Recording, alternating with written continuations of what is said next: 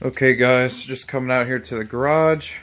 We are again in the midst of another snowstorm tonight, so that should be entertaining. Let me plug this light in here for us. Just wanted to show you guys what's been going on here and what I've been working on. So I pulled the injectors out the other day like you guys saw. Let me just throw this light on quick.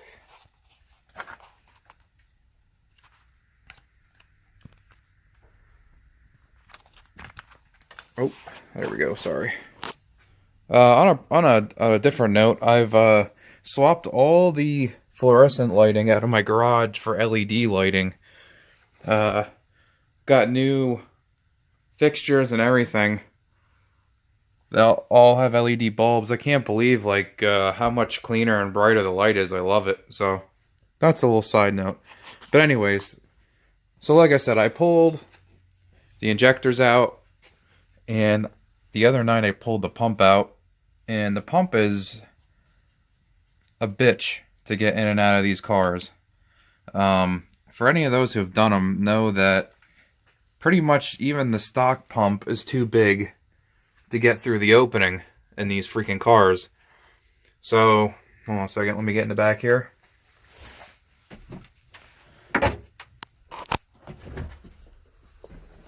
Alright.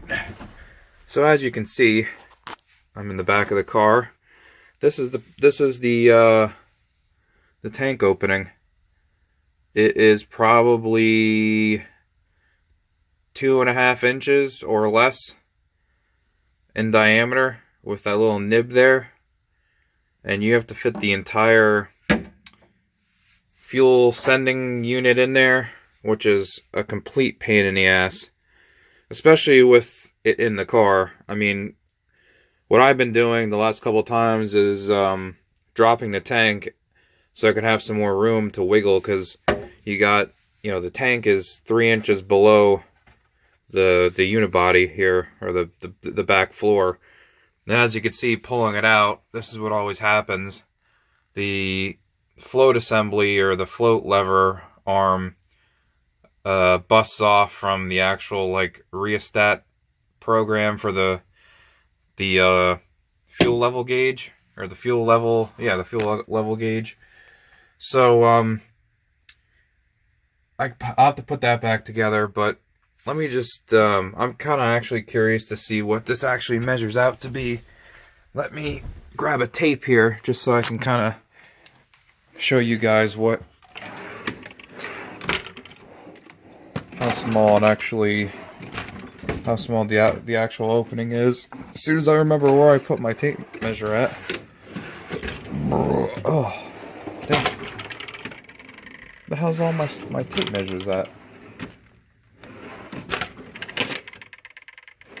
You know what? I think it's down here. Somebody must have been out here playing around with my freaking stuff.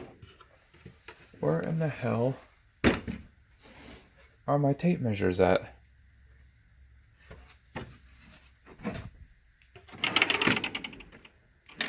I have like 4 tape measures and I can't find a single one.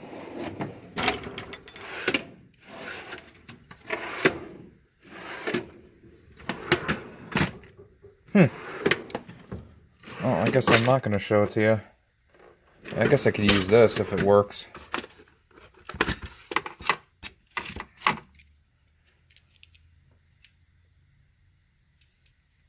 I could probably still use it. Alright, so let's do this.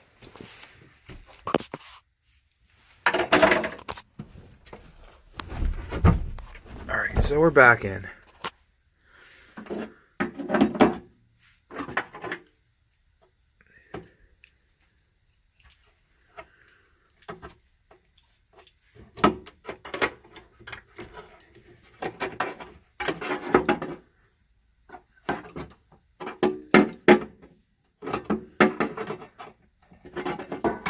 This is turning out to be a pain in the ass, but whatever. I just kind of am curious to see what it actually is. So it's a little more than that.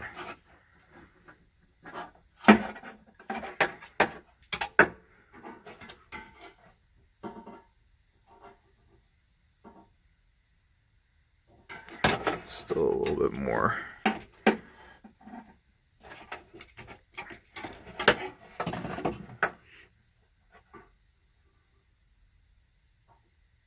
So that's about it right there.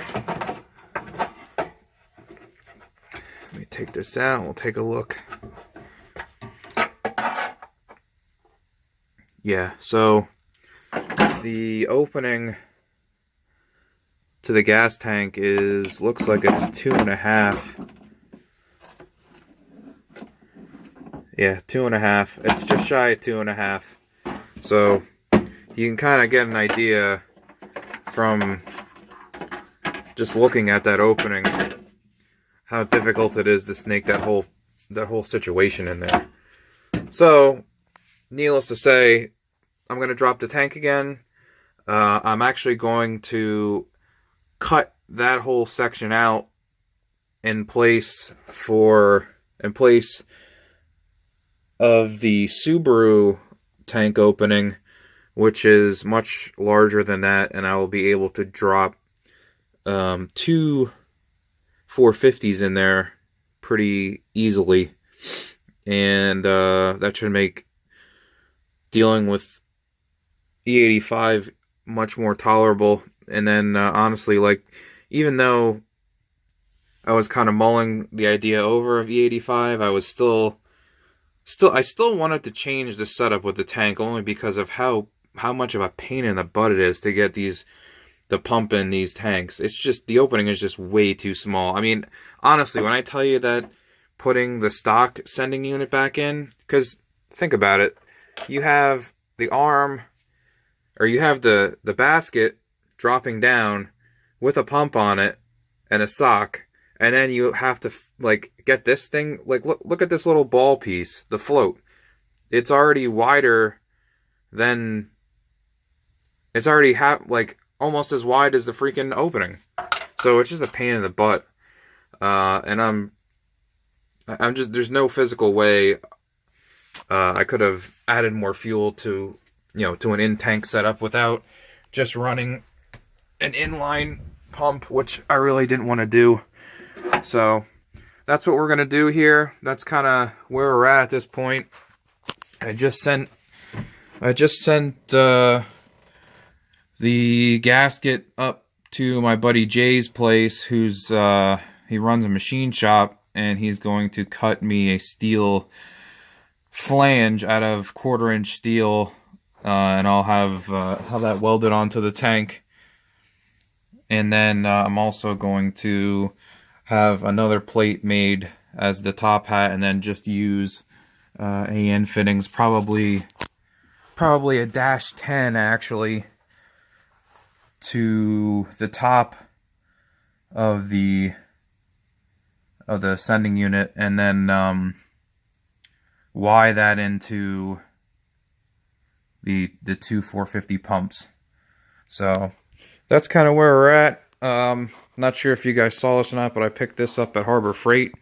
They're having one of their sales, and I think it had some scratches on it somewhere or something. And these top 2 drawers are missing the drawer latches, so they don't lock.